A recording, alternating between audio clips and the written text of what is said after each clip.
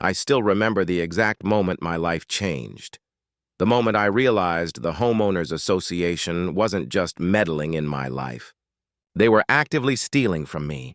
It was the middle of July, the kind of heat that makes the air shimmer above the ranch.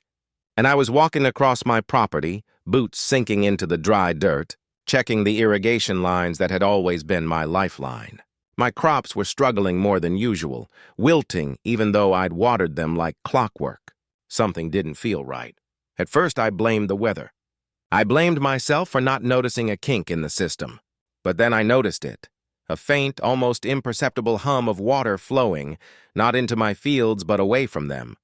My heart sank. I followed the sound, stepping over rocks and brushing past tall weeds until I saw it. A pipeline, long and metallic, running straight through my land. It was sleek, industrial, and unmistakably new. And worse, it wasn't connected to my irrigation system. It was feeding somewhere else, somewhere that didn't belong to me. I traced the pipeline with my eyes and felt a cold fury rise inside me. It led directly to the HOA's property, to the community pond they had spent months bragging about in newsletters. Their manicured lawns, fountains, and palm trees, lush and green even in the dead of summer, were being watered by my ranch, by my land. My blood, sweat, and years of labor were keeping their little paradise alive. I called the HOA office immediately, my fingers trembling as I dialed the number. "Hello?" the secretary said cheerfully, as if nothing could go wrong in their perfect little world. I explained what I'd found. I tried to stay calm. "This pipeline, it's running through my property. My water is being used without my permission." There was a pause. Then a voice, smooth, practiced, dismissive. "It's legal. Everything is approved. You'll find there's nothing you can do." I wanted to throw the phone across the room. I wanted to scream. But instead, I hung up and walked back to the ranch house, my mind racing. Legal or not, this was theft, and it was personal. That night, I couldn't sleep. I sat on the porch, staring at the dark outline of the pipeline cutting through my property, and replayed every conversation I'd ever had with the HOA. Every time they had brushed off concerns, belittled me, or ignored rules when it suited them, I realized something terrifying. This wasn't just an accident. It was a pattern. And I was standing in the middle of it. The next morning, I started investigating. I needed to know everything about that pipeline, who had installed it, whose approval they had, and most importantly, where it came from. The more I dug, the angrier I got. Blueprints, water rights documents, old property records, they all painted the same picture. The HOA had gone behind my back, had paid off contractors, had made phone calls I couldn't even track. It was clever, but it wasn't perfect. I found the trail leading upstream to a water source that no one in my community had bothered to claim, or at least no one I could find. My ranch wasn't just a piece of land. It was my life. The idea that someone could swoop in with polished smiles and polite letters and drain what I had worked so hard to protect, it made my chest tighten. I thought about my crops, my livestock, even the simple joy of watching water flow across my land, sustaining life in the desert heat. That pipeline wasn't just stealing water. It was stealing my peace, my independence, my dignity, and in that moment I knew I couldn't just call the HOA again. I couldn't beg or argue or hope that they'd have mercy. They had power, yes, but I had determination. And if they thought they could get away with this quietly, they were about to learn a very different kind of lesson. I spent the rest of the day planning, pacing the dusty trails of my property, imagining every possible move. I knew this wouldn't be easy. They had lawyers, resources, and influence. I had nothing but my willpower and knowledge of my own land. But sometimes, that's all you need to start turning the tide. By sunset, I had a plan forming in my mind. Not yet fully detailed, not yet complete, but it was dangerous, bold, and completely unexpected. For the first time since discovering the pipeline, I felt a flicker of hope. And underneath it, a dangerous thrill. Because when someone takes what's yours, sometimes the only way to fight back is to think bigger than they ever imagined. That night, I stared at the stars above my ranch and whispered to myself, "They're going to regret this." And deep down, I already knew this fight was far from over. The next morning, I woke with a sense of urgency that made my chest feel tight. I couldn't just stand by while the HOA drained my land. I needed information. Every detail about that pipeline, every loophole they were exploiting, and most importantly, the true source of the water. If I was going to fight back, I had to know exactly what I was up against. I grabbed my laptop and started digging through public records, county maps, and water rights documents. Hours passed unnoticed as I traced the pipeline, noting every twist, every valve, and every permit the HOA claimed to have. Most of it was smoke and mirrors, legal jargon meant to intimidate small landowners like me. But hidden among the pages, I found discrepancies, old deeds that suggested the water belonged to a private source, upstream, with no prior agreements to share it with anyone. I couldn't believe what I was seeing. The HOA thought they were untouchable. They had built this pipeline through my land, siphoning my water, and assumed no one would notice. But that assumption had just made their biggest mistake. I decided to confront them. I called the HOA office again, but this time I wasn't just politely questioning. I demanded answers. "Who owns the source of the water?" I asked, trying to keep my voice steady. "Because I traced the pipeline upstream, and it doesn't belong to the community." There was a long pause. Then the voice on the other end, colder this time, said, "That's irrelevant. The pipeline is approved. You can't interfere." I slammed the phone down. Irrelevant? Everything about my land was relevant. My crops, my livestock, my livelihood, irrelevant. I felt a flash of rage, hot and unstoppable. I decided then that I couldn't just rely on legal arguments. The HOA thrived on power, on fear, on bureaucracy. They didn't respond to logic, they responded to leverage, and I was about to find mine. I drove to the county offices, sifting through physical maps and documents. Every official I spoke to gave me small, cautious hints. Some looked nervous, like they'd seen this HOA strong-arm smaller neighbors before. Others were polite but unhelpful. Finally, in a dusty back room, I found it. A record of the water source, listed under a private owner with no connection to the HOA. It was a spring, hidden in the hills not far from my ranch, feeding the pipeline that had been draining me dry. I felt a thrill I hadn't felt in years. This was it, the key to everything. If I could control that spring, I could control the flow of water, and for the first time, I would be the one holding the power. But I also knew it wouldn't be easy. The owner might not want to sell. The HOA would fight back. And if I made one wrong move, I could end up in court, or worse. The days that followed were tense. I began reaching out to the owner of the spring, carefully, cautiously, like I was defusing a bomb. Every conversation had me on edge. What if they refused? What if they were in cahoots with the HOA? I spent nights lying awake, imagining the pipeline dry, the HOA scrambling in panic, and the satisfaction of finally standing up for myself. But I also imagined failure, legal battles, fines, and losing everything. The stakes were higher than anything I'd faced in years. Meanwhile, the HOA seemed to sense my growing resistance. Notices started appearing on my property, warnings about unauthorized interference, threats of fines, hints of legal action. One morning, I found a man parked at the edge of my ranch watching me as I worked. I didn't recognize him, but his presence felt deliberate. Intimidation, subtle and unsettling. I realized then that this was more than a simple dispute. It had become personal. They wanted me to back down, and I couldn't let them. I began documenting everything. Every valve, every pipeline section, every interaction with the HOA. I knew that if this escalated, I needed proof. I also started preparing for the possibility of confrontation. I walked my land with a level of attention I hadn't before, imagining every scenario. The HOA trying to dig around the pipeline, contractors working without permits, legal notices arriving in the mail. I needed to be ready for all of it. And in the quiet moments, when the sun was low and the ranch was bathed in gold, I allowed myself a dangerous thought. What if I could stop them entirely? Not just fight back, but take control? For the first time since discovering that pipeline, I allowed myself to imagine a future where the HOA wasn't the one with power, where I held the keys, literally, to the water that had been mine all along. That night, I stared out over my fields, my crops drooping but still alive, and made a silent promise. I wouldn't just fight the HOA, I would win. I didn't know how yet, but I knew one thing. I wasn't going to let them steal from me again, and that's when I realized the battle for my water, my land, and my dignity had only just begun.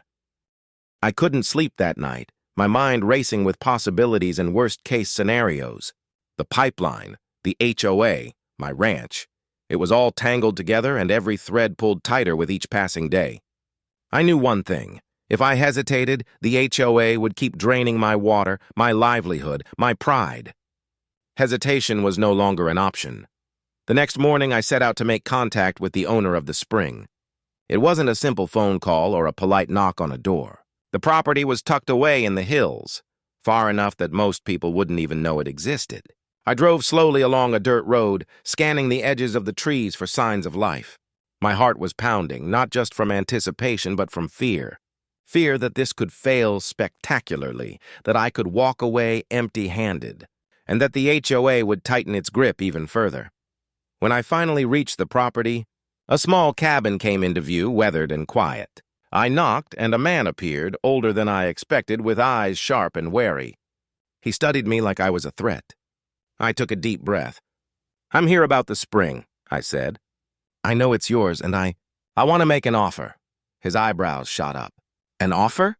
For what?" His voice was suspicious but calm, like a cat circling a stranger. "The HOA," I said, choosing my words carefully. "They've been siphoning water from your spring without permission, running a pipeline through my ranch, and I need to regain control. I'm willing to pay for the source, all of it. I want to buy it outright." The man's eyes narrowed. "You know they'll come after you if you do that?" "I know," I said. "But I can't let them steal from me or from you. I want to do this legally, cleanly. You don't have to get involved. I just need your permission." He was silent for a long moment, and I could feel the tension rising. Finally, he nodded slowly. "You're serious. You've thought this through." "I've never been more serious about anything in my life," I said. "Negotiations weren't easy. The man wanted assurances, contracts, and a price I wasn't sure I could meet.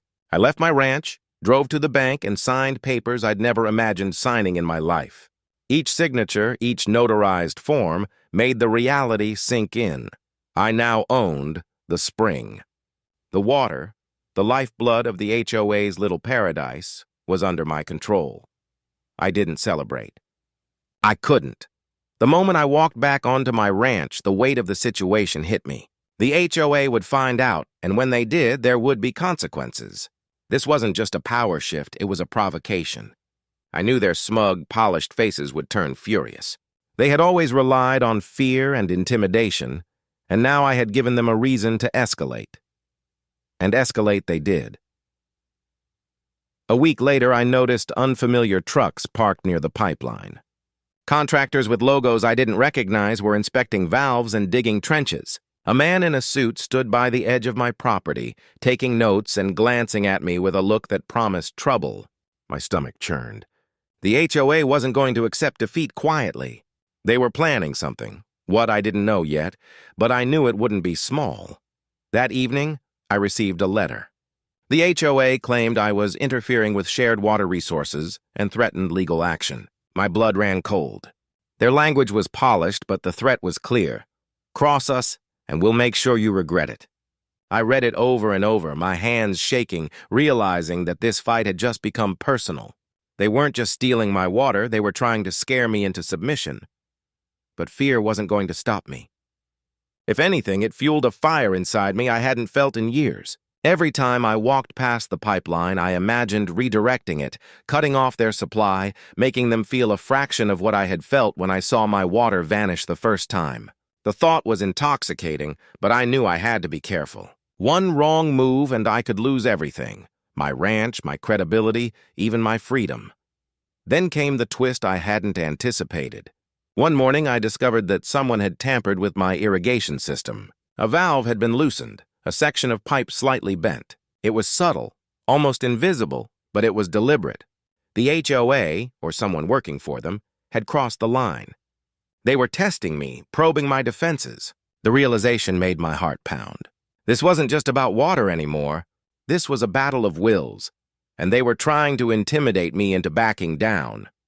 I spent that night repairing the damage, hands raw, muscles aching, but my resolve unbroken. I realized something important. This fight wasn't just for water or land. It was for respect, for pride, for every person who had ever been pushed around by those who thought power made them untouchable. I couldn't let them win. Not now, not ever. By the time dawn broke, I had a plan forming in my mind, one that was dangerous, bold, and completely unexpected. I would take back what was mine, not just in principle, but in reality. And this time, the HOA would have no choice but to face the consequences of underestimating me. Because I wasn't just fighting for water anymore. I was fighting for my life, my legacy, and the principle that no one, no matter how polished or powerful, gets to steal from me without paying the price. The morning I decided to act, the air felt heavier than usual, thick with anticipation. I knew the HOA would never expect me to actually use the power I now held, the control over the very spring that had sustained their little paradise, and I intended to make them realize it, shock them completely. I drove to the spring before sunrise, the sky still bruised with the purple and orange of early light. My heart pounded so loudly I thought it might give me away. But there was no one there, at least not yet. I walked up to the valves, the metal cool under my fingers, and stared at the pipeline leading directly to the HOA. For the first time in years, I felt like the hunter instead of the hunted. I made the decision in a heartbeat. I would redirect the flow. Not destroy it, not permanently cut it, but enough to make them understand that their entitlement had limits. As I twisted the valve, watching the water reroute back toward my own ranch, I felt a thrill that made my stomach lurch. I was no longer just defending my land. I was claiming it, asserting it, proving that I would not be silenced. It didn't take long for the consequences to unfold. By mid-morning, I saw trucks arriving near the HOA property. Men in hard hats ran back and forth, checking pipes and valves, looking increasingly confused. One of the board members, a man named Richard, stood at the edge of their pond, staring at the dry basin with a face so pale it made me momentarily feel pity. But then I remembered everything. The smug meetings, the dismissive calls, the way they had assumed I would just let it happen. The emails started coming. Threats at first, polite and measured, quickly devolving into panic and outrage. "This is illegal," one read. "You will be held accountable," another warned. I didn't respond. I simply watched from my porch as the chaos unfolded. Their perfectly manicured lawns, their fountains, even the ornamental fish, they all went dry. For the first time, I saw the full extent of what they had taken from me reflected back in their own desperation. Then came the call that made my blood run cold. Richard himself, voice trembling, asked to meet me in person. I almost refused, but something in my gut told me this was a moment I couldn't avoid. I agreed to meet at the edge of my property under the shade of the old oak tree near the pipeline. When he arrived, he looked every bit as desperate as I had imagined. His suit was rumpled, his tie crooked, and his carefully crafted composure completely shattered. You can't do this!" he shouted before I even had a chance to speak. "This water it's mine," I interrupted, my voice calm but steady. "Legally, ethically, and morally. You've been taking it without permission for months. I'm just giving it back to where it belongs." His face twisted in anger and disbelief. "You'll regret this. You have no idea what you're messing with." I smiled, though it was sharp, almost bitter. "Oh, I have every idea, and I've thought about it longer than you could imagine. You see, this isn't just about water. It's about respect. It's about knowing that no one, not even a powerful HOA, gets to decide what's yours without consequences." The moment was tense, thick with a quiet that felt almost deafening. Then, as if on cue, I saw them, other board members rushing to the scene, phones in hand, faces white with panic. They had no idea how I had gotten control of the spring, no idea that I could literally turn off their supply at any moment. And in that instant, I realized something important. They had underestimated me, just like I had feared. Richard lunged forward, gesturing wildly. "You'll pay for this!" he shouted, but there was no conviction in his voice, only panic. I realized the power had shifted, and it wasn't coming back. Not unless I chose to give it. That night I sat alone in my ranch house, listening to the hum of the water flowing through my own irrigation system, nourishing my crops, my fields, my life. Outside, I could hear faint shouting from the direction of the HOA, their voices rising in anger and confusion, but I didn't care. For the first time in months, I felt completely in control. But even as satisfaction coursed through me, a new realization crept in. This had escalated far beyond what I had anticipated. They weren't going to surrender quietly. They had influence, money, and persistence on their side. And now, they had a reason to retaliate in ways I couldn't yet imagine. I felt a cold knot in my stomach. This wasn't just about water anymore. This was about a war I had just ignited, one that could consume everything I had worked for if I wasn't careful. The stakes had grown higher than ever, and deep down, I knew that the next moves, mine and theirs, would decide more than just who controlled the pipeline. They would decide the future of my ranch, my freedom, and even my sanity. I leaned back, staring at the stars above my land, and whispered to myself, "This is far from over, and I'm ready for whatever comes next."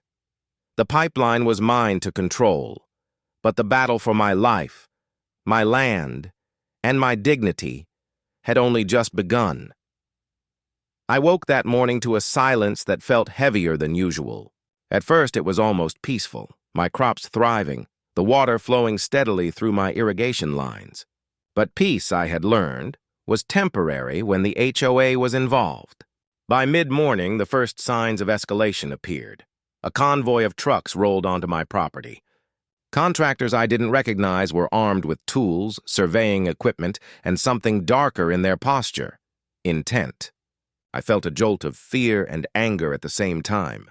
They weren't here to fix anything. They were here to intimidate, to scare me into surrender.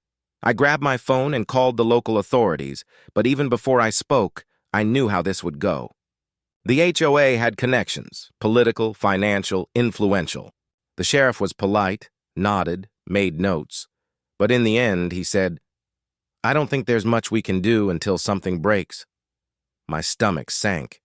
Nothing would stop them except me. I stepped outside, letting the scorching sun hit my face, and waited.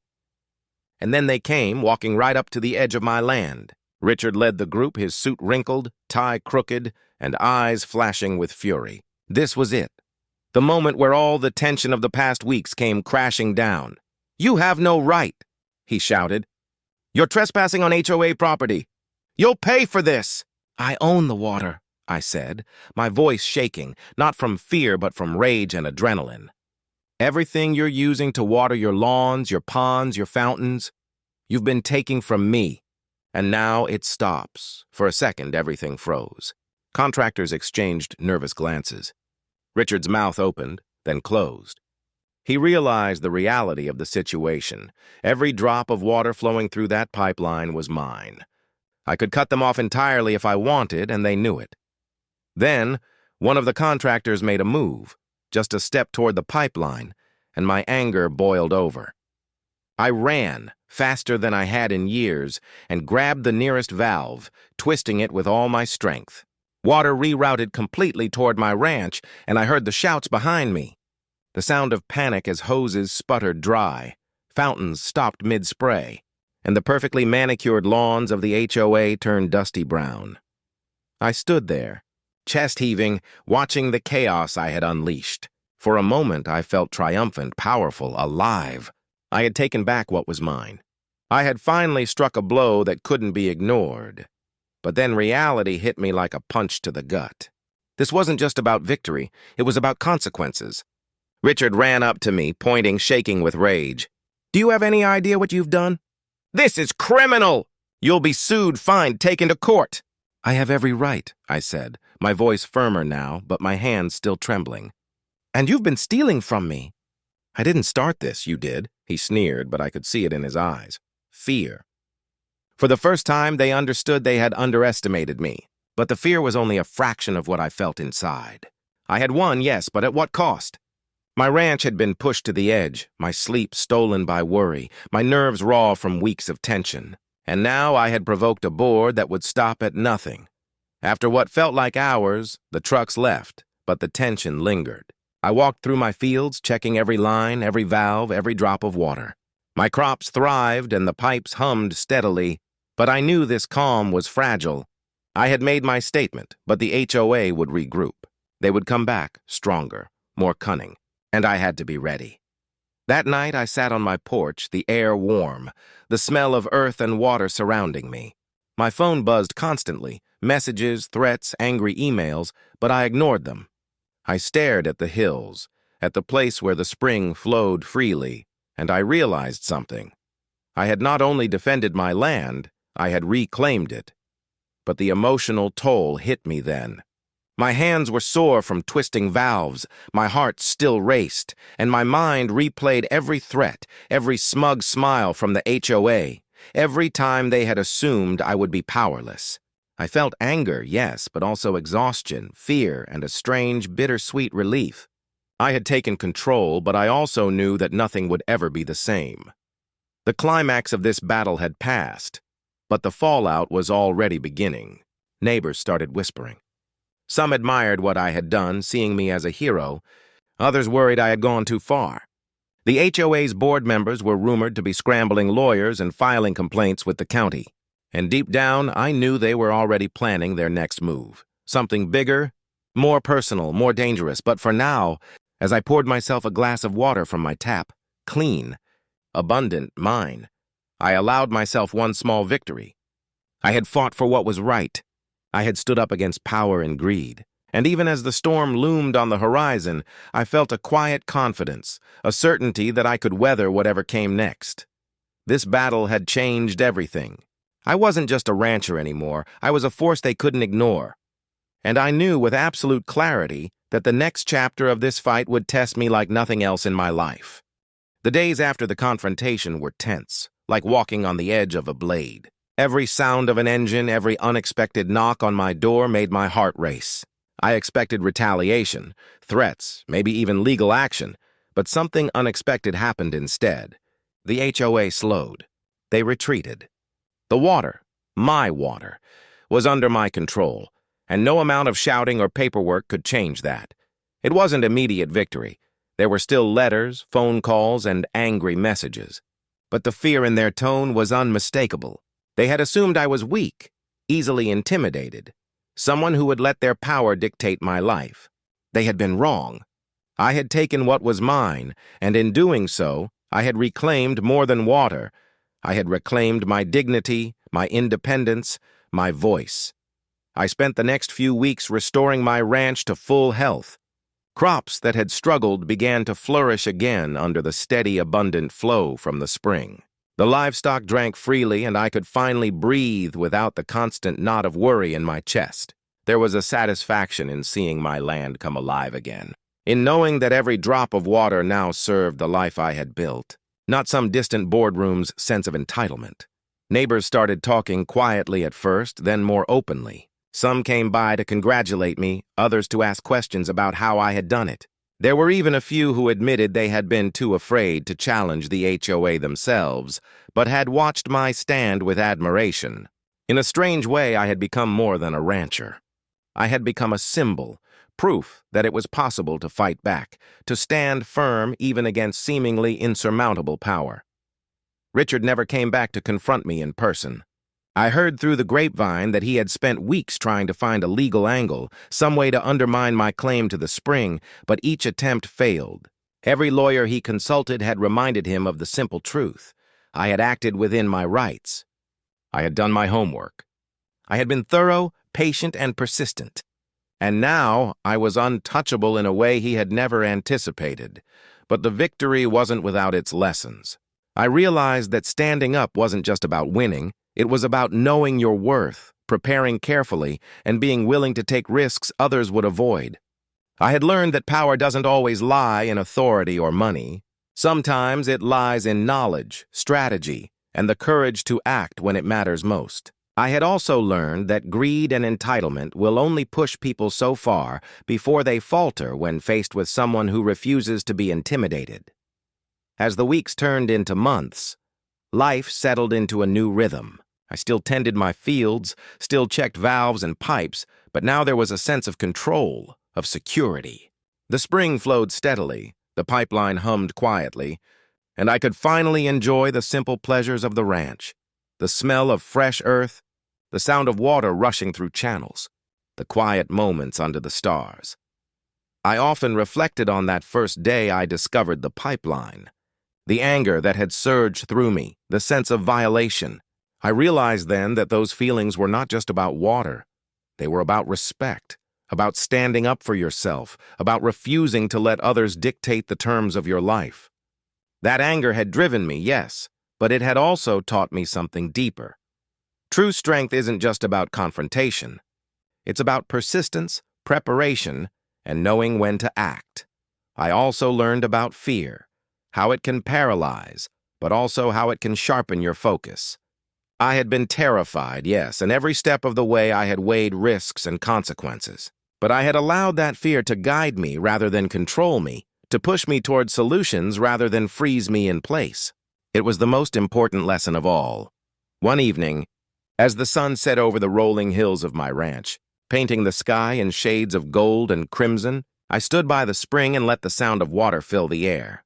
I thought about the HOA, about Richard, about the men and women who had tried to intimidate me, and I felt a calm satisfaction. They had learned a lesson in humility, and I had learned a lesson in power. The quiet, steady kind that comes not from intimidation, but from knowledge, courage, and the willingness to stand your ground. And in that moment, I understood something else. Life is not about avoiding conflict, but about facing it with determination. It's about protecting what matters, even when the odds are stacked against you. It's about refusing to let others define your worth or take what is yours. I smiled, watching the water ripple in the late light, and whispered to myself, I fought for this. I earned this, and I will never let it go. The HOA had tried to steal from me. They had underestimated me. But I had taken back everything, not just the water, but my life, my pride, and my voice. And as I stood there, I realized that sometimes the most valuable victories are not about revenge or punishment. They are about reclaiming what is rightfully yours, and in doing so, discovering the strength you never knew you had. For the first time in months, I felt truly free.